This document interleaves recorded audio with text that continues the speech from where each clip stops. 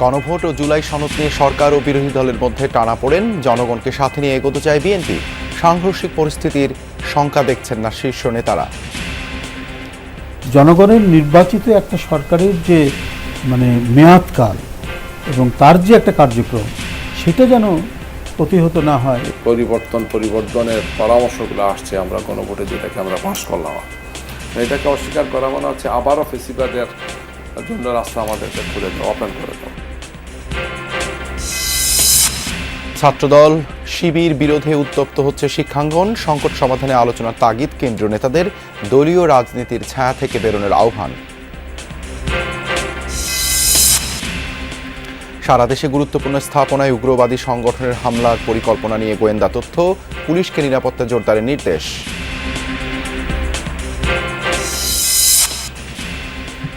উপজেলা পরিষদে কক্ষ পাচ্ছেন এমপিরা, ক্ষমতায় হস্তক্ষেপের প্রচেষ্টা বলছেন স্থানীয় সরকার প্রতিনিধিরা। ক্ষতিগ্রস্ত হবে জনগণ ও উন্নয়ন, মত বিশ্লেষকদের। সংসদ সদস্যকে দিয়ে স্থানীয় পর্যায়ে যে সমস্ত উন্নয়ন কার্যক্রমগুলো আছে সেখানে প্রভাব বিস্তার। মুখের কাজ নাক দিয়ে করার চেষ্টা, এইরকম অতীতে চেষ্টা করা হয়েছিল, সমস্যা হয়েছে, ভবিষ্যতে আরো ভয়ানক সমস্যা হবে।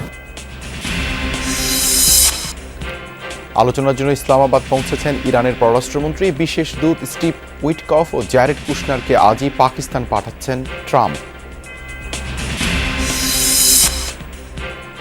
বিদ্যুৎ খাতে জ্বালানি ঘাটতির প্রভাব, দিনের অধিকাংশ সময় পল্লী বিদ্যুতের লোডশেডিং, তীব্র গরম ও অন্ধকারে অতিষ্ঠ জনজীবন। বিদ্যুতের বরাদ্দ যদি আমরা বেশি পাই তাহলে আমরা আপনাদেরকে আসলে আরো ভালো বিদ্যুৎ দিতে বা সেবা দিতে আমরা চেষ্টা করব। আমাদের পিক ডিমান্ড আছে 20 মেগাওয়াটের মতো, আমরা এখন বরাদ্দ আছি 12-13 মেগাওয়াট, গড়ে 30% মতো লোডশেড আছে। জলবায়ু পরিবর্তনের প্রভাবে শুকিয়ে যাচ্ছে নদী, বাড়ছে লবণাক্ততা, হারিয়ে যাচ্ছে মিঠা পানির মাছ। বিপুল টাকা বিনিয়োগ করে নিঃস্ব জেলেদের অনেকেই ছাড়ছেন পেশা।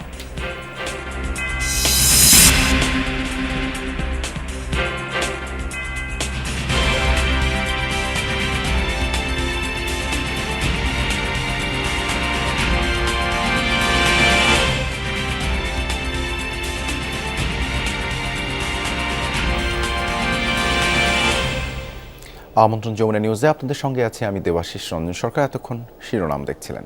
বিরোধী দলের রাজপথের আন্দোলন রাজনৈতিকভাবেই মোকাবেলা করবে বিএনপি। এ নিয়ে সাংঘর্ষিক পরিস্থিতি তৈরির শঙ্কা নেই বলে জানান বিএনপি নেতারা। গণভোট কিংবা জুলাই সনদ ইস্যুতে আন্দোলনে নেমে জামায়াত নেতৃত্বাধীন জোট জনগণকে বিভ্রান্ত করতে চায় বলে মনে করছেন নেতারা। বলছেন, রাজপথে পাল্টা কর্মসূচি নয়, বরং নিজেদের অবস্থান ও কর্মকাণ্ড দিয়ে জনগণকে আস্থায় আনাই বিএনপির লক্ষ্য। সাইফুদ্দিন রবিনের রিপোর্ট। বাংলাদেশ জাতীয়তাবাদী দল যে জুলাই সনদে সই করে এসেছে, সেই জুলাই সনদের প্রত্যেকটি শব্দ, প্রত্যেকটি অক্ষর আমরা ইনশাআল্লাহ এক এক করে বাস্তবায়ন করব। স্বাক্ষরিত জুলাই সনদ বাস্তবায়নে নিজেদের অঙ্গীকার বারবার উল্লেখ করছেন প্রধানমন্ত্রী ও সংসদ নেতা তারেক রহমান। তবু রাজপথের আন্দোলনে সক্রিয় জামাত নেতৃত্বাধীন সংসদের বিরোধী জোট। জাতির দেওয়া এই ম্যান্ডেটটাকে বেমালুম অগ্রাহ্য করা হলো, অপমান করা হলো। সরকার গঠনের 2 মাসের মধ্যেই রাজপথে বিরোধী দলের এমন কর্মসূচিকে সন্দেহের চোখেই দেখছে বিএনপির তৃণমূল, যাদের কেউ রাজপথে মোকাবেলা করতে চান, আবার কেউ মনে করছেন বাস্তবতা বুঝতে পারবে জামায়াত। বিরোধী দল যদি ভুলটা সঠিকভাবে ধরে দেয়, তাহলে সেই ভুলকে আমরা রাষ্ট্রের ভালোর দিকে যদি হয় সেটা কাজ করতে হবে। আর যদি বিরোধী দল আমাদের দলকে ধ্বংস করার উদ্দেশ্যে মিথ্যা আচরণ করে, সেটা রুখে দিতে হবে। ওরা যেই আন্দোলন করতেছে সেটা সাধারণ মানুষ এবং জনগণের আন্দোলন না, সেটা হলো ওনাদের স্বার্থ হাসিলের একটা আন্দোলন। তারা যেই আন্দোলনগুলো করতে হচ্ছে, জামাত এটা মোড়ো বালকনেরা তারা রাষ্ট্রের ভালো চাচ্ছে না। সাধারণ কর্মীদের মধ্যে মিশ্র প্রতিক্রিয়া থাকলেও বিরোধী জোটের রাজপথের কর্মসূচিকে স্বাভাবিকভাবেই দেখতে চান বিএনপির শীর্ষ নেতারা। তারা বলছেন, এটি গণতান্ত্রিক চর্চা। বলেন, জ্বালানি ইস্যুতে সরকার ও বিরোধী দল নিয়ে কমিটি গঠনে প্রধানমন্ত্রীর উদ্যোগ সহনশীল মানসিকতাই প্রমাণ করে। যে দল ক্ষমতা পরিচালনা করছে তাদেরকে তো নানা দিক, বিশেষ করে জনগণের স্বার্থটা তো সবচেয়ে বড় করে দেখতে হবে। এমনকি যারা মিছিল মিটিং করছে দাবি নিয়ে, সে দাবিগুলো কগনিজেন্সে নিয়ে তারা কি চাচ্ছে না চাচ্ছে, তো এটার জন্য তো একটু সুস্থির মাথায় চিন্তা করতে হবে, কথা বলতে হবে। যে বাংলাদেশের রাজনীতিতে আগে যে হটাও এবং থাকো জোর করে একটা প্রক্রিয়া ছিল, সেই জায়গায় কিন্তু উভয় অংশেই সরে গেছে। এটাকে যদি এক জায়গায় এনে একত্রিত করে জাতীয় বৃহত্তর স্বার্থের জন্য এই মানসিকতাটাকে ধরে রাখা যায়, তাহলে দেশের অস্থিরতা কমবে। বিএনপি নেতারা জানান, নিজেদের কর্মকাণ্ড ও সদিচ্ছা জনগণের সামনে তুলে ধরাই বিএনপির লক্ষ্য। ইশতেহার বাস্তবায়নের পাশাপাশি জুলাই সনদ বাস্তবায়নেও বিএনপি আন্তরিক। সেক্ষেত্রে একই ইস্যুতে রাজপথে বিরোধী জোটের উস্কানির মুখে পাল্টা কর্মসূচি দেওয়ার কথা ভাবছে না বিএনপি। তাদের কোনো রকমের আন্দোলনের কারণে যদি জনজীবনের ভোগান্তি বাড়ে এবং এই দেশে কিছু সুবিধাবাদী চক্র আছে, তারা সুযোগ নেয়ার অপচেষ্টা করে, তখন একটা সমস্যা হবে। এছাড়া সাংঘর্ষিক কোনো অবস্থা হওয়ার মতো পরিবেশ আমরা দেখছি না, কারণ সরকারের পক্ষ থেকে আক্রমণাত্মকভাবে বিরোধী দলের কোনো কিছু দমন করার কোনো চেষ্টা বা অভিপ্রায় বা পরিকল্পনা আমাদের নাই। খারাপটা হচ্ছে ওইটাই, যদি পরিকল্পিতভাবে একটা সরকারকে মানে অপপ্রচার, মিথ্যাচার, যেটা শেখ হাসিনা করেছিল, তাদের দাবি দেওয়া নিয়ে অবশ্যই কথা বলবেন, দাবি জানাবেন, এক্ষেত্রে যে পদ্ধতিগুলো আছে সেটাও অবলম্বন করবেন। কিন্তু জনগণের নির্বাচিত একটা সরকারের যে মানে মেয়াদকাল এবং তার যে একটা কার্যক্রম, সেটা যেন প্রতিহত না হয়। দলের নীতি নির্ধারকদের মতে বিরোধী দল আন্দোলনের নামে বিভ্রান্তি সৃষ্টি করতে চায়। তবে জনগণকে সচেতন করে ইশতেহার ও জনকল্যাণে সরকারের লক্ষ্য পূরণই বিএনপির উদ্দেশ্য। সাইফুদ্দিন রবিন, যমুনা নিউজ, ঢাকা। গণভোট ও জুলাই সনদ নিয়ে সরকার ও বিরোধী দলের মধ্যে টানাপোড়েন চলছে। বিরোধী নেতারা বলছেন, বিএনপি জুলাই সনদ অক্ষরে অক্ষরে বাস্তবায়নের কথা বললেও কার্যত অস্বীকার করে ফ্যাসিবাদের পথেই হাঁটছে। অনেকগুলো গুরুত্বপূর্ণ অধ্যাদেশ বাতিল করে সংস্কার প্রস্তাবের মেরুদণ্ড ভেঙে দেওয়া হয়েছে বলেও অভিযোগ করেন তারা। সরকার যেহেতু সংস্কার থেকে পিছু হটছে, তাই দাবি আদায়ে বৃহত্তর আন্দোলন ছাড়া বিকল্প নেই বলে মনে করছে বিরোধী দল। শামীম আহমেদের প্রতিবেদনে বিস্তারিত। ছাত্র জনতার ২৪-এর গণ অভ্যুত্থানের পর রাজনৈতিক দলসহ সব মহলে রাষ্ট্র সংস্কারের জোর দাবি ওঠে। এর প্রেক্ষিতে সংস্কারের লক্ষ্যে অন্তর্বর্তী সরকার জাতীয় ঐকমত্য কমিশন গঠন করে। দলের সাথে দফায় দফায় আলোচনার পর সংবিধান সংস্কারে জুলাই সনদ তৈরি করে এবং তা বাস্তবায়নে গণভোটের সিদ্ধান্ত হয়। কিন্তু নির্বাচন পরবর্তী সময়ে এই সংস্কার নিয়ে সরকার ও বিরোধী দলের মধ্যে তৈরি হয় মতপার্থক্য। আমরা আশা করি সংসদ জাতীয় সকল সমস্যা সমাধানের কেন্দ্রবিন্দু হবে ইনশাআল্লাহ। এমন পরিস্থিতিতে জামাত নেতৃত্বাধীন ১১ দলীয় ঐক্যের নেতাদের অভিযোগ, বিএনপি নির্বাচনের পূর্বে গণভোটের পক্ষে থাকলেও জয়ী হওয়ার পর অবস্থান পরিবর্তন করে জাতিকে হতাশ করেছে। বলেন, সরকারি বিরোধী দলকে রাজপথে ঠেলে দিয়েছে। তারা আসলে অক্ষরে অক্ষরে যে কথাটা বলছেন, সেটা অসত্য কথা। যে আসলে তারা মুখে বলছেন, কার্যত তারা টোটালি ভিন্ন ভূমিকা রেখেছেন। অলরেডি তো এটা ড্রপ হয়ে গেছে, অলরেডি এটাকে তারা কার্যত অস্বীকার করেছেন। আমাদের প্রত্যাশা ছিল, জনগণের প্রত্যাশা ছিল যে সংস্কার হবে এবং একটা গণতান্ত্রিক জনবান্ধব বাংলাদেশ হবে। তো সেটা থেকে যেহেতু সরকার ব্যাক অফ করেছে, পিছু হটেছে, ফলে আমাদেরকে সেটা আদায় করার জন্য জনগণকে সাথে নিয়ে আরও বড় ধরনের বৃহত্তর আন্দোলনে যাওয়ার কোনো বিকল্প নাই। দেশের মানুষ ভোট দিয়েছে হ্যাঁ ভোটের পক্ষে, তো সবারই প্রত্যাশা ছিল যে গভর্নমেন্ট হ্যাঁ ভোটকে মূল্যায়ন করবে। এই জায়গাটায় সরকার প্রথমেই জনগণের সাথে কথা রক্ষা করে নাই। সরকার কয়েকটি সংস্কার অধ্যাদেশ বাতিল করে ইচ্ছে মতো সবকিছুই করছে বলেও দাবি বিরোধীদের। বলেন, শেখ হাসিনার শাসনের সবকিছু ফিরিয়ে আনছে বিএনপি।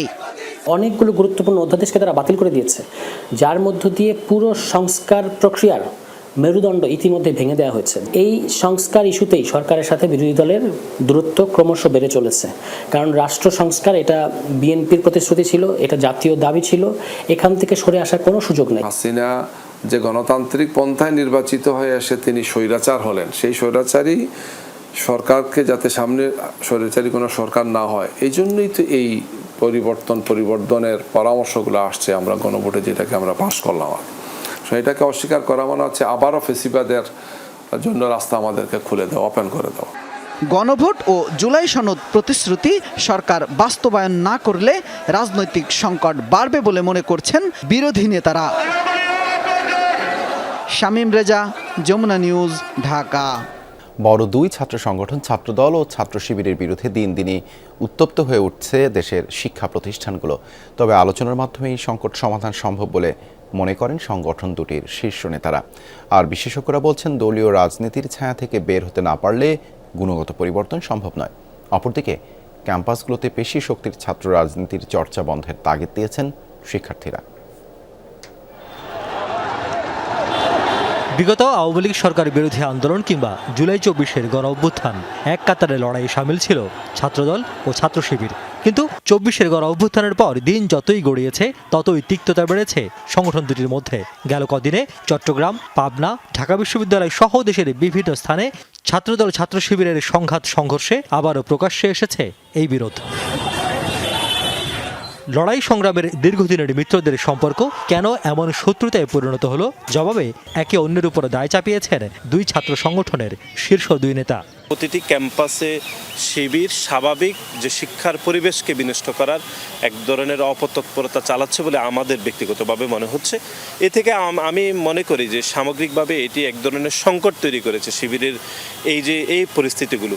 এবং বিশেষ করে আপনি দেখেছেন যে সামাজিক যোগাযোগ মাধ্যমগুলোতে শিবির ব্যক্তিগতভাবে এবং সংগঠন হিসাবে যেভাবে হচ্ছে কুলুষিত করছে, সম্পর্ক খারাপ করছে, আমি মনে করি এতেই শিক্ষার স্বাভাবিক পরিবেশ ব্যাপকভাবে বিনষ্ট হচ্ছে। তারা আমাদেরকে ওই গেস্ট রুমে যাওয়া, গণরুমে যাওয়া, বড় ভাইকে প্রোটোকল দেয়া, প্রধানমন্ত্রীর জন্য অপেক্ষায় থাকা, দিনের পর দিন ঘন্টার পর ঘন্টা ডাকসুতে অথবা মধুর ক্যান্টিনে অপেক্ষা করা, তারা ওই কালচারে যাওয়ার জন্য তারা একটু চেষ্টা করতেছে।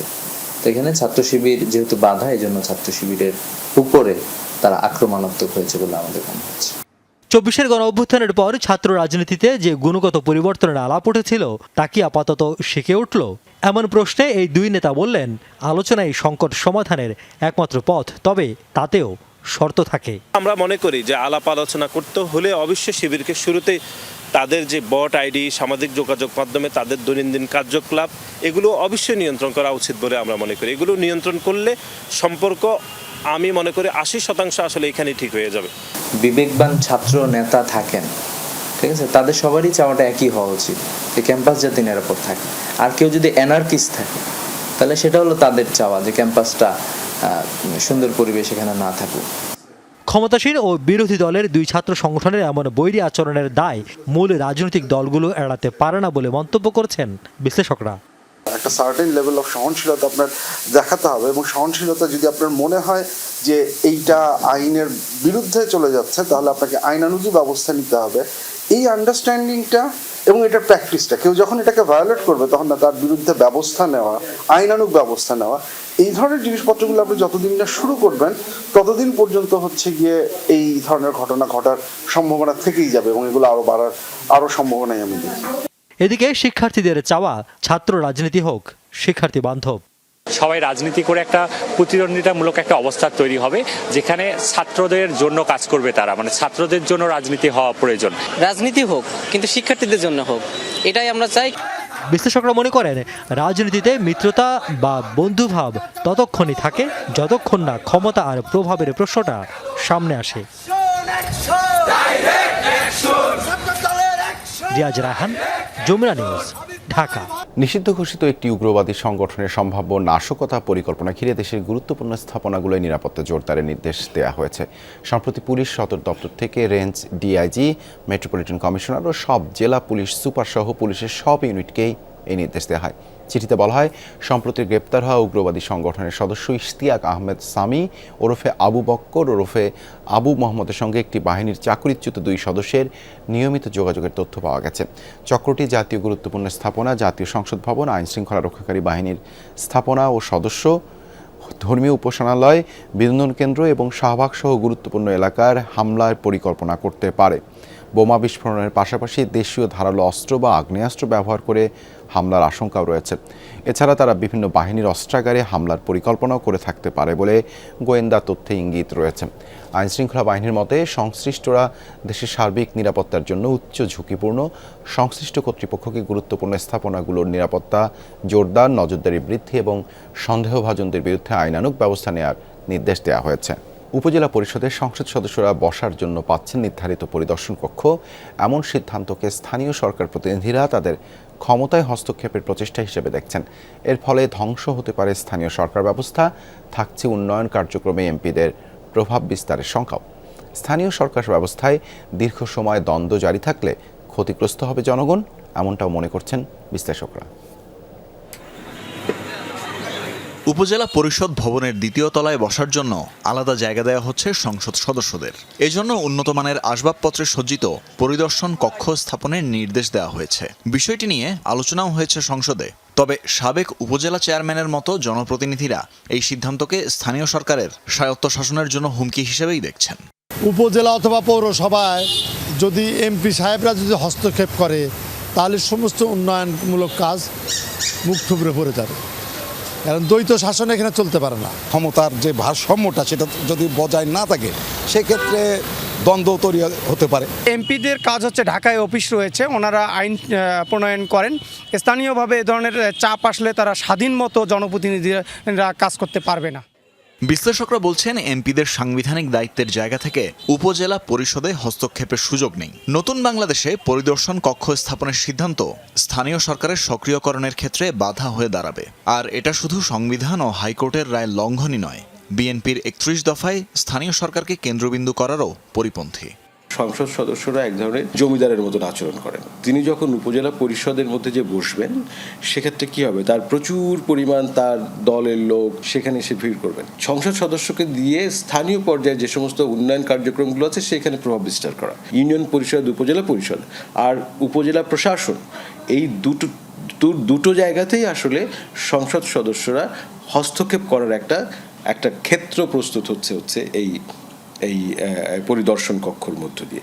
এটার মাধ্যমে মুখের কাজ নাক দিয়ে করার চেষ্টা, এইরকম অতীতে চেষ্টা করা হয়েছিল, সমস্যা হয়েছে, ভবিষ্যতে আরও ভয়ানক সমস্যা হবে। এর মাধ্যমে স্থানীয় সরকার ব্যবস্থা ধ্বংস হয়ে যাবে। হতাশার বিষয় হলো আমাদের যে সংসদ সদস্যগণ দলমত নির্বিশেষে ব্যাপারে একমত। এটা আমাদের সংবিধানের উপর একটা নগ্ন হামলা। বিশ্লেষকরা বলছেন, দীর্ঘদিন ধরেই উপজেলা নির্বাহী কর্মকর্তা ও উপজেলা চেয়ারম্যানদের প্রশাসনিক হস্তক্ষেপ নিয়ে দ্বন্দ্ব চলছে। তাছাড়া পদমর্যাদা আর আমলাতান্ত্রিক জটিলতা তো আছেই। উপজেলা পরিষদ ভবনে এমপিরা আলাদাভাবে বসলে সৃষ্টি হবে সংঘাতের। এতে সবচেয়ে ক্ষতিগ্রস্ত হবে জনগণ। নিশ্চিতভাবেই হচ্ছে সংসদ সদস্য এবং উপজেলা পরিষদের চেয়ারম্যান বা ইউনিয়ন পরিষদের চেয়ারম্যান এদের সঙ্গে একটা বিরোধিতা সম্পর্ক তৈরি হবে। এই সংঘাতে নিশ্চয়ই সংসদ সদস্য অধিক ক্ষমতাশালী, ফলে সংঘাতটা জিয়ে থাকবে। এটার প্রথম ক্ষতিগ্রস্তটা বা ভুক্তভোগী হবে সাধারণ জনগণ বা স্থানীয় পর্যায়ের যে অগ্রাধিকার, সেই অগ্রাধিকারগুলো নির্বাচনের ক্ষেত্রে সংসদ সদস্যের বিবেচনা প্রাধান্য পেতে পারে। ফলে এই অগ্রাধিকার যদি পরিবর্তন হয় তাহলে অবশ্যই স্থানীয় জনগণই ভুক্তভোগী হবে। এটা তো ত্রিমুখী দ্বন্দ্ব হবে। এখন তো দ্বন্দ্ব আছে ওই যে ইউএনওদের সাথে উপজেলা পরিষদের চেয়ারম্যানদের, এমপিদেরকে এখন আনুষ্ঠানিকভাবে বসানো মানে ত্রিমুখী দ্বন্দ্ব, আর এটা এমপি সাহেবরা চালাবে। অতীতে যেই আমাদের শাসন প্রক্রিয়ার গভর্নেন্স ফেইলিউর এবং যেটা শেষ পর্যন্ত গত সরকার শেখ হাসিনা সরকারকে পালিয়ে যেতে বাধ্য করেছিল, এই সবগুলো আবার পুনরাবির্ভাব করবে। যে প্রচেষ্টা হবে উপজেলা পরিষদকেই বাতিল করার, উপজেলা পরিষদ নির্বাচন না করার। দুই বিশেষজ্ঞই বলছেন, সুষ্ঠু গণতন্ত্র চর্চায় স্থানীয় সরকারের উন্নয়ন অপরিহার্য। এক্ষেত্রে অন্যতম শর্ত কেন্দ্রীয় সরকারের হস্তক্ষেপ কমিয়ে বিকেন্দ্রীকরণ। তানভীর মৌসুম, যমুনা নিউজ, ঢাকা। জ্বালানি ঘাটতির প্রভাব পড়ছে বিদ্যুৎ খাতে। লোডশেডিং থেকে রেহাই পাচ্ছে না দেশের বেশিরভাগ জেলার বাসিন্দারা। শহরের দিকে এখনও কিছুটা কম, তবে গ্রামাঞ্চলে বিদ্যুৎ বিভ্রাটে ব্যাহত স্বাভাবিক জীবনযাত্রা। জামালপুর, চুয়াডাঙ্গা সহ বিভিন্ন জেলায় চলছে তীব্র লোডশেডিং। ক্ষতিগ্রস্ত হচ্ছেন শিক্ষার্থীরা। মোবাইল নেটওয়ার্কেও দেখা দিচ্ছে বিভ্রাট। বিদ্যুৎ নেই, হাসপাতালে রোগীর চিকিৎসা চলছে মোমবাতি আর মোবাইলের আলোতে। বিদ্যুৎ বিভ্রাটে এমন দুর্দশা জামালপুরের ইসলামপুর উপজেলা স্বাস্থ্য কমপ্লেক্সে। ঘুটঘুটে অন্ধকারে রাত কাটাচ্ছেন ভর্তি রোগীরা। জামালপুরে ১৮০ মেগাওয়াট বিদ্যুতের চাহিদা, বিপরীতে মাত্র ৬০ মেগাওয়াট বিদ্যুৎ সরবরাহ হচ্ছে। দিনের বেশিরভাগ সময় বিদ্যুৎ না থাকায় চরম দুর্ভোগে সাধারণ মানুষ। পিডিবির আওতায় লোডশেডিং তুলনামূলকভাবে সহনীয় থাকলেও পল্লী বিদ্যুতের গ্রাহকরা পড়েছেন মারাত্মক দুর্ভোগে। এতে ব্যাহত হচ্ছে পড়াশোনা, কৃষিকাজ, ব্যবসা, চিকিৎসা সেবা সহ মোবাইল নেটওয়ার্কও। চলমান এসএসসি পরীক্ষার মাঝে এমন অবস্থায় দুশ্চিন্তায় শিক্ষার্থী, অভিভাবকরা।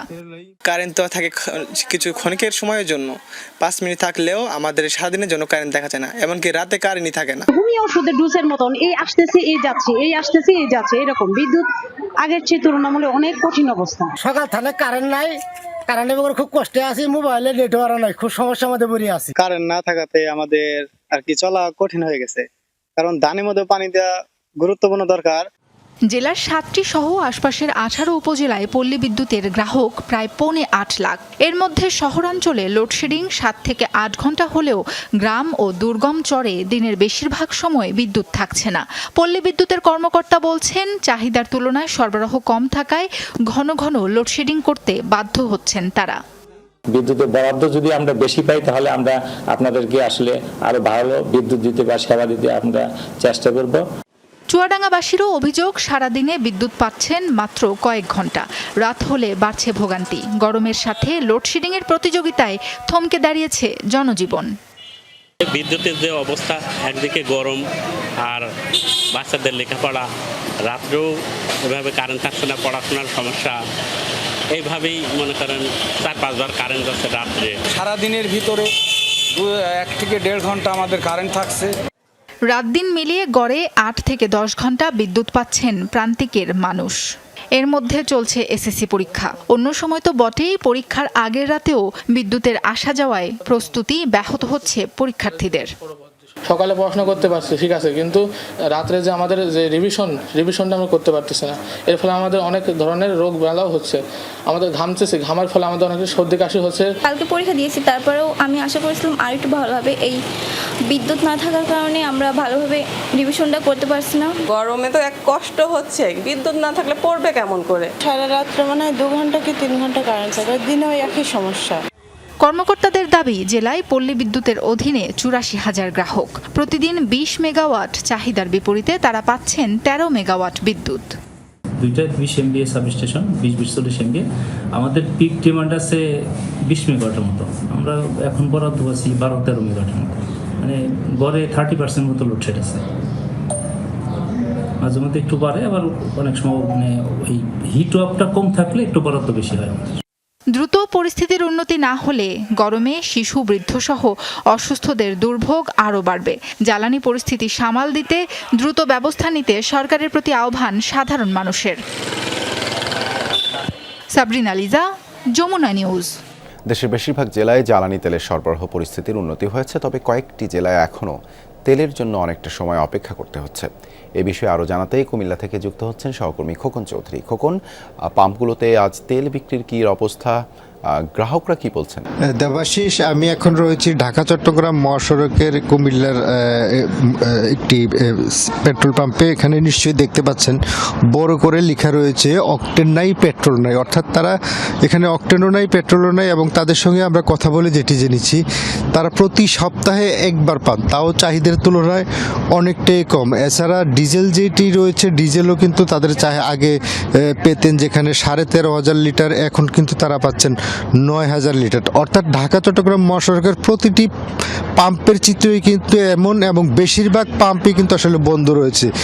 আবার কিছু কিছু ব্যতিক্রম রয়েছে, কিছু কিছু পাম্পে কিন্তু ডিপো থেকে তাদেরকে চাহিদা মতো তেল দেওয়া হচ্ছে। অর্থাৎ যেগুলোতে দেওয়া হচ্ছে সেগুলোতে কিন্তু যে মোটর সাইকেলের কিন্তু দীর্ঘ লাইন দেখা যাচ্ছে, কোথাও কোথাও ছোট ছোট যানবাহনেরও দীর্ঘ লাইন দেখা যাচ্ছে। ফলে ভোগান্তি সেটি কিন্তু বরাবরের মতোই রয়ে গেছে। যদিও যারা পেট্রোল সংশ্লিষ্ট রয়েছেন তারা বলছেন যে এই ভোগান্তির চিত্র হয়তো অল্প কিছুদিনের মধ্যেই কমে আসবে, কিন্তু আসলে প্রকৃত অর্থে কিন্তু আমরা দেখতে পাচ্ছি যে যখনই তেল আসছে মানুষ কিন্তু হুমড়ে খেয়ে পড়ছে। এবং মোটরসাইকেল যাত্রীদের মধ্যে অনেকের অভিযোগ যে বেশিরভাগ এই মোটরসাইকেলগুলোতেই কিন্তু আসলে তেল দিয়ে নিয়ে অনিয়ম হচ্ছে, এবং তারা বলছেন যে এগুলি যদি সরকারিভাবে ফুয়েল কার্ড সিস্টেম করা যেত তাহলে হয়তো এর ভোগান্তি আরও কিছু কমে আসতো। ধন্যবাদ খোকন যুক্ত হবার জন্য। বহু অনিশ্চয়তার পর শান্তি আলোচনায় অংশ নিতে পাকিস্তানে পৌঁছেছে ইরানের প্রতিনিধি দল। শনিবার ইসলামাবাদ যাওয়ার কথা মার্কিন আলোচকদেরও। তেহরানের প্রতিনিধি দলের নেতৃত্বে আছেন দেশটির পররাষ্ট্রমন্ত্রী আব্বাস আরাকচি। শুক্রবার মধ্যরাতে রাওয়ালপিন্ডিতে পৌঁছায় তাদের বহনকারী বিমানটি। সে সময় পাকিস্তানের পররাষ্ট্রমন্ত্রী ইসাক দার সহ দেশটির জ্যেষ্ঠ কর্মকর্তারা স্বাগত জানান তাকে। এদিকে হোয়াইট হাউস জানিয়েছে আলোচনায় অংশ নিতে আজই পাকিস্তান যাচ্ছেন মার্কিন বিশেষ দূত স্টিভ উইটকফ এবং কূটনীতিক জ্যারেড কুশনার। তবে ইরানের দাবি ওয়াশিংটনের সাথে তাদের সরাসরি আলোচনার কোনো পরিকল্পনা নেই। পাকিস্তানের মাধ্যমে মার্কিন প্রতিনিধিদের কাছে পৌঁছে দেওয়া হবে তেহরানের অবস্থান ও পর্যবেক্ষণ। পাকিস্তানে বৈঠক শেষে ওমান ও রাশিয়া সফরের কথা রয়েছে আরাকচির। হরমুজ প্রণালীতে মার্কিন অবরোধ দীর্ঘস্থায়ী হলে ইরানের অর্থনীতি ক্ষতির মুখে পড়বে বলে শঙ্কা বিশ্লেষকদের। তাদের মতে মার্কিন যুক্তরাষ্ট্রের নৌ অবরোধের আগে সমুদ্রে ভাসমান ট্যাঙ্কারে মজুত রাখা অপরিশোধিত তেল বিক্রি করে এখনও আয় করছে ইরান। মজুত ফুরিয়ে গেলে তেল রপ্তানিতে বাধার মুখে পড়তে পারে দেশটি। এদিকে ট্রেড ইন্টেলিজেন্স প্রতিষ্ঠান কেপলারের তথ্যমতে মার্কিন নৌ অবরোধ জারির পর ইরানের আয় আগের চেয়ে বেড়েছে। ইরানের বন্দরগুলোর ওপর মার্কিন অবরোধ শুরু হয় গেল 13 এপ্রিল। এরপর থেকে ইরানি পতাকাবাহী ট্যাঙ্কার জব্দ ও দেশটিতে যাতায়াতকারী একের পর এক কার্গো জাহাজ ফিরিয়ে দিচ্ছে মার্কিন বাহিনী।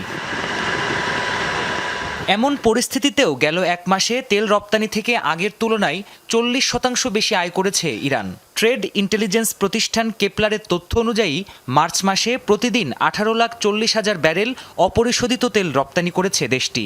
ব্যারেল প্রতি $90 দাম হিসাব করলেও মোট আয় দাঁড়ায় 497 কোটি মার্কিন ডলার। বিশ্লেষকরা বলছেন মার্কিন নৌ অবরোধ দীর্ঘস্থায়ী হলে ক্ষতির মুখোমুখি হতে হবে ইরানকে। এখন অবধি ইরানের আয় আসছে মার্কিন অবরোধের আগে সমুদ্রে পাড়ি জমানো জাহাজগুলোই থাকা তেলের মজুদ থেকে। তবে অবরোধের সময় যত বাড়বে ততই অর্থনৈতিক ঝুঁকির মুখে পড়বে ইরান। সমুদ্রে ভাসমান ট্যাঙ্কারে তেল মজুদ আকারে থাকায় কিছুটা স্বস্তিতে রয়েছে ইরান, কিন্তু এর মানে এই নয় যে মার্কিন অবরোধ ইরানকে ক্ষতিগ্রস্ত করবে না। নৌ অবরোধে আন্তর্জাতিক জলসীমায় কয়েকটি বেসামরিক জাহাজ আটক করা হয়েছে, এতে দেশটির উপর অর্থনৈতিক চাপ বেড়েছে। মোট তেল রপ্তানির প্রায় 80% হরমুজ প্রণালী হয়ে রপ্তানি করে ইরান। এ পথেই তেল, গ্যাস, পেট্রোকেমিক্যাল, প্লাস্টিক ও কৃষিপণ্য সহ বিভিন্ন পণ্য রপ্তানি করে তেহরান। প্রাণপ্রতিম কুণ্ডু, যমুনা নিউজ। 3 মাস পেরিয়ে গেলেও নরসিংদীতে ওয়ার্কশপে দুর্বৃত্তদের দেয়া আগুনে পুড়ে চঞ্চল চন্দ্র ভৌমিকের মৃত্যুর ঘটনায় গ্রেপ্তার হয়নি কেউ। সিসি ক্যামেরার ঘটনার দৃশ্য থাকলেও নাশকতার মোটিভ উদ্ঘাটন কিংবা জড়িত কাউকে শনাক্ত করতে পারেনি আইনশৃঙ্খলা বাহিনী। পরিবারের একমাত্র উপার্জনক্ষম ছেলেকে হারিয়ে দিশেহারা মা। ঘটনায় জড়িতদের দ্রুত শনাক্ত ও গ্রেপ্তার করে দৃষ্টান্তমূলক শাস্তির দাবি স্বজন ও এলাকাবাসী। প্রতিদিনের মতো কাজ শেষে গত 24 জানুয়ারি রাতে নরসিংদীর সাহেব প্রতাপ এলাকার খানবাড়ি মসজিদ মার্কেটের একটি অটোমোবাইল ওয়ার্কশপে ঘুমিয়েছিলেন মোটর মেকানিক চঞ্চল চন্দ্র ভৌমিক। কিন্তু কে জানতো এটাই তার শেষ ঘুম। মার্কেটের সিসি ক্যামেরার ফুটেজে দেখা যায় রাত 1:30টার দিকে ওয়ার্কশপের সামনে জড়ো হয় কয়েকজন দুর্বৃত্ত। এক পর্যায়ে আগুন ধরিয়ে দেয় তারা। এই আগুনে মৃত্যু হয় ঘুমন্ত চঞ্চলের। ঘটনার পরদিন নরসিংদী মডেল থানায় মামলা হয়, কিন্তু দীর্ঘদিনেও হত্যাকারীদের গ্রেফতার তো দূরে থাক, চিহ্নিতই করতে পারেনি পুলিশ। মাস দুয়েক আগে মামলাটি হস্তান্তর করা হয় ডিবিতে, কিন্তু 3 মাসেও শনাক্ত বা গ্রেফতার হয়নি কেউ। যে ছেলেটা মারা গেছে আমার দোকানে যে অগ্নিকাণ্ড হয়েছে, এরপর তো আইন শুধু দেখা যাচ্ছে মনে করেন আপনার বড় লোকের জন্য, গরিবের জন্য কোনো আইন এখনো হয়নি। মারে ফেলছে ভালো কাপুলারে, তো আমরা চাই সরকারের কাছে অনেক তাড়াতাড়ি ধরুক আসামি। 3 মাস হয়ে গেছে, এখন পর্যন্ত আসামি ধরতে পারে না প্রশাসন। পরে যে পুরায় মারছে এটা তো আমরা কেউই মাইনে নিতে পারি না, কারণ বিবেকবান যারাই আছে তারা অবশ্যই চাইবে এটার মানে কঠিন শাস্তি হোক। আমরা দ্রুত এটার একটা ব্যবস্থা চাই, যার ফলে এটা বিচার না হওয়ার কারণে নরসিংদী আইন শৃঙ্খলার পরিস্থিতি অবনতি ঘটছে। চঞ্চলের বাড়ি কুমিল্লায়, ছিলেন একমাত্র উপার্জনক্ষম ব্যক্তি। বাবা আগেই মারা গেছেন, 2 ভাই শারীরিক প্রতিবন্ধী। ছেলেকে হারিয়ে অসহায় দিন কাটছে পরিবারের। আমার একটা ছেলে প্রতিবন্ধী, সবাইরে দিয়েছি, কেউ একটু মায়া দয়া লাগলো না। কি করতাম আর মানুষ দি, নিজের দুঃখ বেদনা নিয়ে নিজে কান্দি, নিজে আসি, নিজে চলি। যে ছেলেটা আগে মারছে এই ছেলেটার উপরে নির্ভর ছিল এই ফ্যামিলিটা। মানুষ একটা এরকম ভাবে মানুষের পোড়ানো হয়, কোনো বিচার নাই। হত্যা মামলাটি চাঞ্চল্যকর বিবেচনায় বিশেষ গুরুত্ব দেওয়া হচ্ছে বলছে পুলিশ। আমাদের চেষ্টা অব্যাহত আছে, অভিযান অব্যাহত আছে, এবং পাশাপাশি আমরা দেশের বিভিন্ন প্রান্তে আমরা এই যে ফুটেজটা পেয়েছি সেটারও কিছু কিছু লিঙ্ক আমরা দিয়েছি। কোনো ধরনের যদি তাকে ডিটেক্ট করা যায় তখন আমরা তাকে গ্রেফতার করতে পারব। কোন দোষে কার ঘৃণার আগুনে পুড়ে মরতে হলো চঞ্চলকে, সেই রহস্য দ্রুত উদ্ঘাটনের দাবি স্বজনদের। শামস্তাবৃজ উচ্ছ্বাস, যমুনা নিউজ। কিশোরগঞ্জের হাওড়াঞ্চলে এখন বোরো ফসল ঘরে তোলার উৎসব, কিন্তু বাম্পার ফলনেও হাসি নেই কৃষকের মুখে। মিলছে না ন্যায্য দাম, ফড়িয়া ও দাদন ব্যবসায়ীদের কবলে পড়ে বঞ্চিত হচ্ছেন চাষিরা।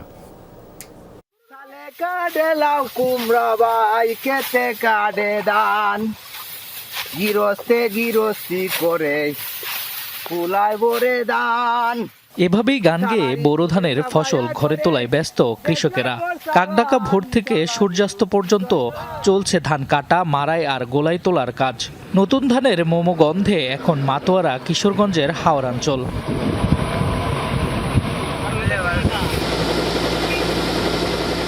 এবার বাম্পার ফলন হওয়ায় খুশির আমেজ নেই কৃষকদের পরিবারে। মাঠের ফসল থেকে বাজার দরের বিস্তর ফারাক থাকায় ন্যায্য দাম থেকে বঞ্চিত হচ্ছেন চাষিরা। মাঠ থেকে এক শ্রেণীর ফরিয়া ও দাদন ব্যবসায়ীরা ধান কিনে নিচ্ছেন 650 থেকে 700 টাকা মন দরে, অথচ উৎপাদন খরচ পড়েছে 850 থেকে 900 টাকা পর্যন্ত। অর্থ সংকটে বাধ্য হয়েই কম দামেই ফসল বিক্রি করছেন কৃষকরা।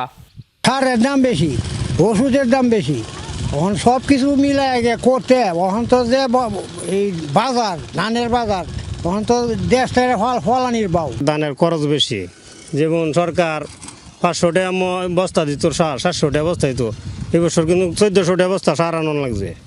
মধ্যস্থভোগীদের দৌরাত্মে নিয়ন্ত্রণের বাইরে চলে যাচ্ছে বাজার। সরকারি ক্রয় কার্যক্রম শুরুর ঘোষণা থাকলেও মাঠ পর্যায়ে নেই বাস্তব প্রতিফলন বলছেন কৃষকরা।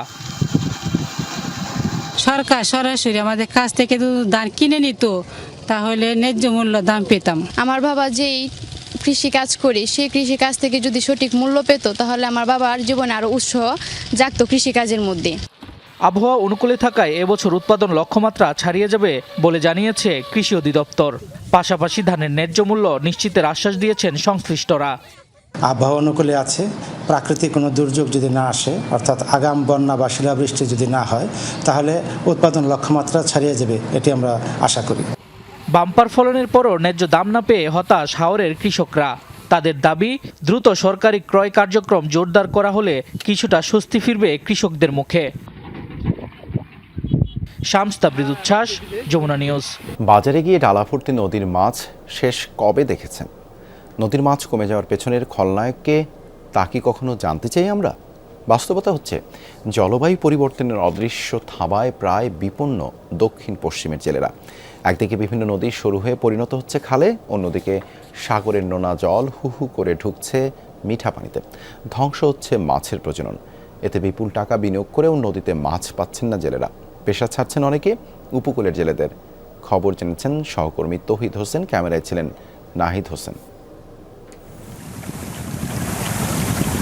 অনেক জায়গায় সরু মরা খালে পরিণত হয়েছে নদী, নেই আগের বিশালতা, অথচ একসময় উপকূলের এসব নদীর আগেই ব্যবহার হতো প্রমত্তা বা উত্তাল বিশেষণ। এসব জলাধার এখন যেন লড়াই করছে নিজের ছায়ার সঙ্গে। জলবায়ু পরিবর্তনের কারণে সাগরের লোনা পানি ঢুকছে নদীতে, ওলটপালট করে দিচ্ছে মাছের প্রজনন পরিবেশ।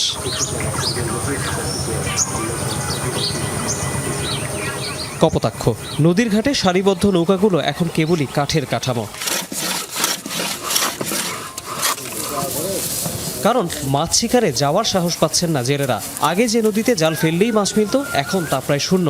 অথচ একবার নৌকা নিয়ে বেরোলে নিতে হবে দাদনের 10 থেকে 20 লাখ টাকার দায়। সেই ঝঞ্ঝাট কাঁধে নিচ্ছেন গুটি কয়েক জেলে। খুব কষ্টের ভিতরে চলে, দেখা যাচ্ছে যে অনেক সময় স্বামী স্ত্রীও কাজ করতেই হয় মাঠে ঘাটে। মানে আমি হয়তো চিংড়ি শেষে যাই, স্বামী মানে স্ত্রী হয়তো দেখা যাচ্ছে যে 200 টাকা 250 টাকার জন্য ধান কাটতে যায়। মানুষের কিস্তি ঋণ নিয়ে যায় বা সুদি নিয়ে যায় বা কিস্তিতে টাকা তুলে নিয়ে যায়। আমাদের মাছ নেওয়ার কারণে অনেকে যান নৌকা বিক্রি করে দিয়েও তাদের ঋণ শোধ পরিশোধ করে। আমার বাপ দাদারা ঠাকুর দাদারা এইটাই করে গেছে, আমরা তো এছাড়া আর কিছুই পারি না। নেই 1 বিঘে জমি, নেই টাকা পয়সা, আমরা কীভাবে ঘুরে উঠবো?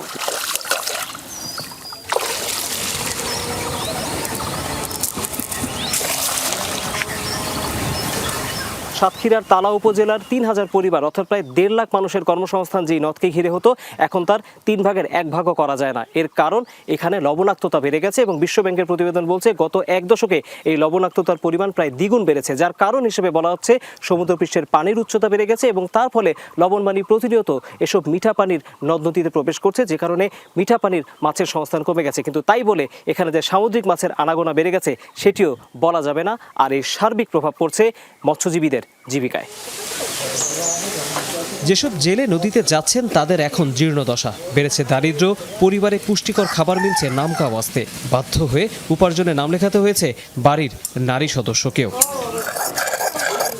সংসার হলো চলে না ভালোভাবে, এই জন্য সাময়িকে হলো সাহায্য করার জন্য আমরা কিছু ইনকাম করার চেষ্টা করি। এই যে দর্জি কাজ টাজ করি বিভিন্ন। আমরা মাছ হয় কিনি তাই খাই, কিনতে পারলি খাই, না পারলি খাই না, এরকম। মানুষ মনে করে কি ওরা জাল ভাই ওরা মাছ খাতে পারে, আমরা সে বেশি পারি না।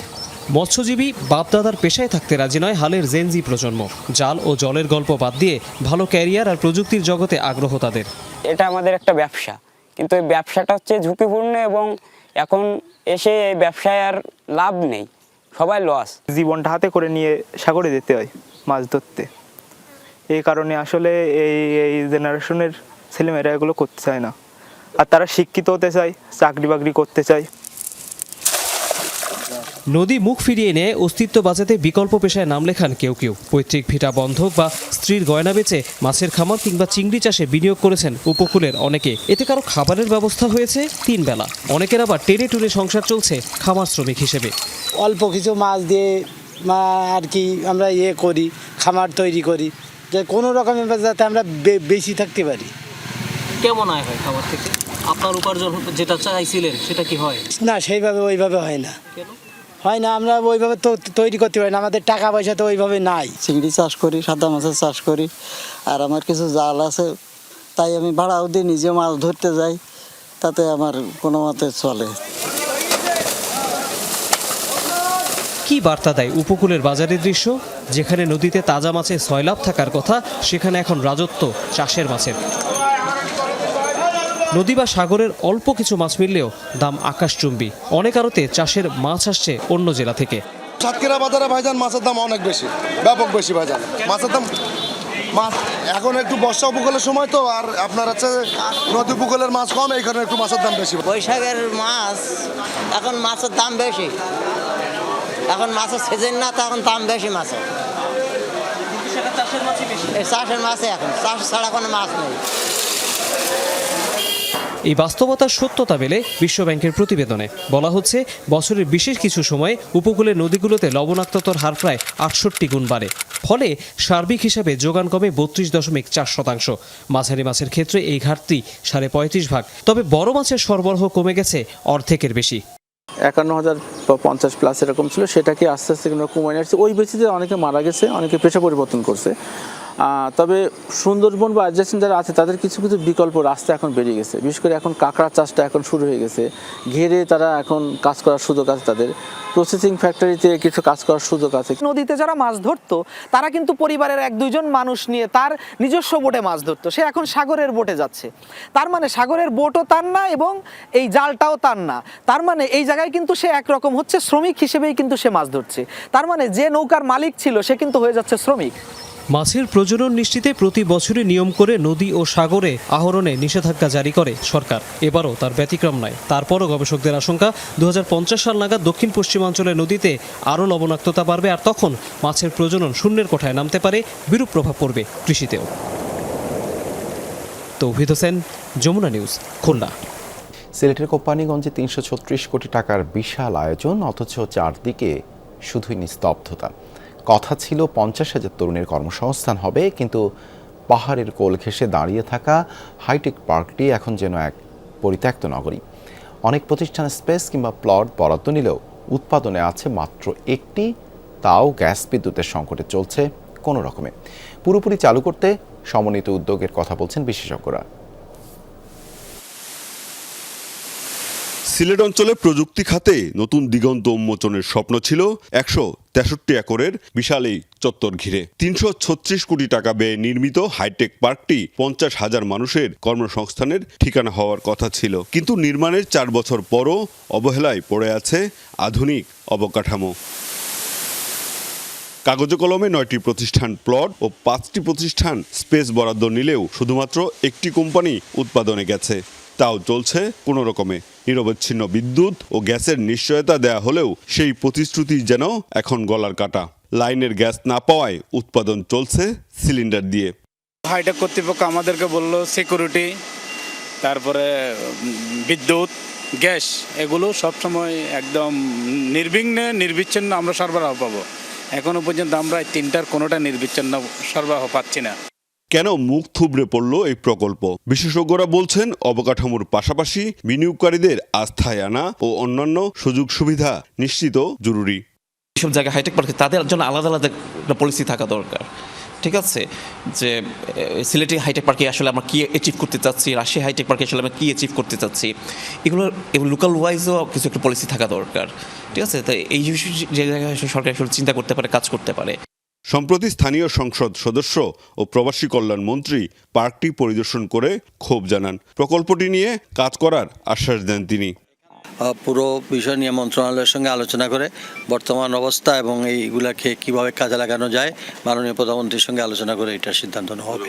হাইটেক পার্ক কর্তৃপক্ষ বলছে সরকার থেকে পার্কটিকে সচল করার তাগিদ দেওয়া হয়েছে, এ নিয়ে কাজও করছেন তারা। বর্তমান সরকার হাইটেক পার্কটারে ডেভেলপ করার জন্য একটা কমিটি গঠন করা হয়েছে। সেখানে কমিটি কর্তৃক ভোট সুপারিশ এবং সিদ্ধান্ত আছে, সেভাবে আগাচ্ছে। শিল্প উদ্যোক্তারা বলছেন হাইটেক পার্ককে প্রকৃত অর্থে কার্যকর করতে কেবল আশ্বাস নয়, প্রয়োজন রাজনৈতিক সদিচ্ছা ও আধুনিক সুযোগ সুবিধার বাস্তবায়ন।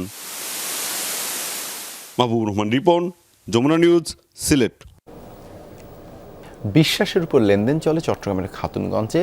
এটি শত বছরের পুরনো প্রথা। দেশের সর্ববৃহৎ এই পাইকারি বাজারের সবকিছুই যেন পুরনো ধাঁচের।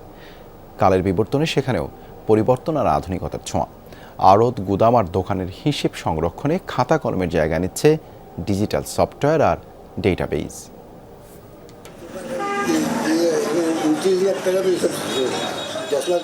সফটওয়্যার, ডাটাবেজ কিছু নেই, তারপরও এক যুগ আগের হিসাব নিমিষে বের করেন হরিপদ দাস। খাতুনগঞ্জে হক ট্রেডিং নামের আড়তে কাটানো ২৬ বছরের প্রতিদিনের লেনদেন তার নখদর্পণে। প্রযুক্তির এই যুগেও কেবল স্মৃতিশক্তি আর হিসাবে দক্ষতা দিয়ে সামলাচ্ছেন শত কোটি টাকার ব্যবসা, যারা নিজেদেরকে বলেন জীবন্ত কম্পিউটার। হয়তো মালিকের কিছু দেখাইতে পারছি বা মালিকের কিছু বুঝতে এটাই আমার ল্যাপটপ, আমার ব্যবসার জন্য। এ যেমন বাপদাদার ১২০ বছরের পুরনো ব্যবসা আগলে রেখেছেন মৃণাল ও উৎপল নামে দুই ভাই। তাদের প্রতিষ্ঠানেও নেই কম্পিউটার কিংবা স্মার্ট প্রযুক্তি। মিলন মহাজন কিংবা নিত্যগোপালদের মতো কিছু বিশ্বস্ত মানুষের উপরই ভরসা করেই খাতুনগঞ্জে চলে কোটি কোটি টাকার কারবার। একটা লোককে বিশ্বাস করা দেখলেই বুঝা যাবে। ও যখন আমার এখানে ১ বছর ২ বছর থাকবে তখন আমি বুঝবো না লোকটা ভালো কিনা খারাপ। কম্পিউটার যুগ থেকে এটাই ভালো আমরা মনে করি। আমাদের মা বাবা তারা যেগুলি শিখে গেছে, এদের এক ঠাকুরদা তারা যেগুলি শিখে গেছে, এগুলি হিসেবে আমরা এখনো রেখে দিচ্ছি। তবে মুদ্রার উল্টোপিঠও আছে। অনেক ব্যবসায়ীর উপলব্ধি এই যুগে ডিজিটাল হিসাব সংরক্ষণের বিকল্প নেই, তাই কোনো কোনো আড়তে দিরলয়ে জায়গা করে নিচ্ছে কম্পিউটার। তখন তো এরকম কম্পিউটারের যুগ ছিল না, আধুনিক যুগ, এরকম এতটুকু মানুষের সুযোগ সুবিধা পায় নাই, তখন ছিল একরকম।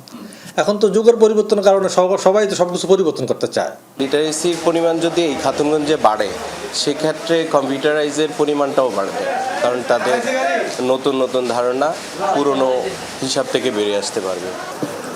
মূলত খাতায় লিপিবদ্ধ করা ক্যাশ মেমো তৈরি, সমাপনী বালামে হিসাব স্থানান্তর এবং ফাইনাল রিপোর্ট তৈরি করেন ম্যানেজার ও হিসাব রক্ষকরা।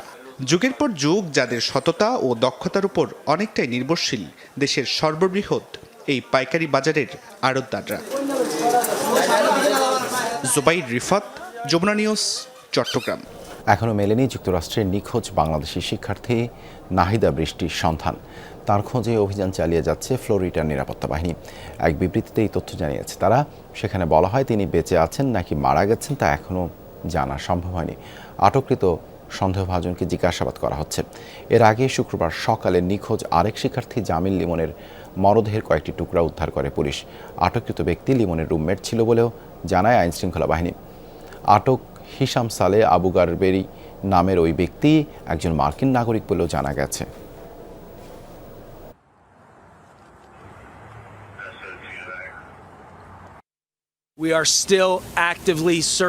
আমরা এখনো নাহিদাকে খুঁজে বের করার চেষ্টা চালিয়ে যাচ্ছি।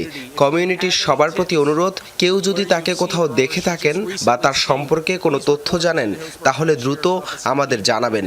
এই মুহূর্তে তিনি জীবিত নাকি মৃত সে বিষয়ে নিশ্চিতভাবে কিছু বলার মতো তথ্য আমাদের কাছে নেই। এই ছিল যমুনা নিউজে এতক্ষণ সাথে থাকার জন্য ধন্যবাদ সবাইকে।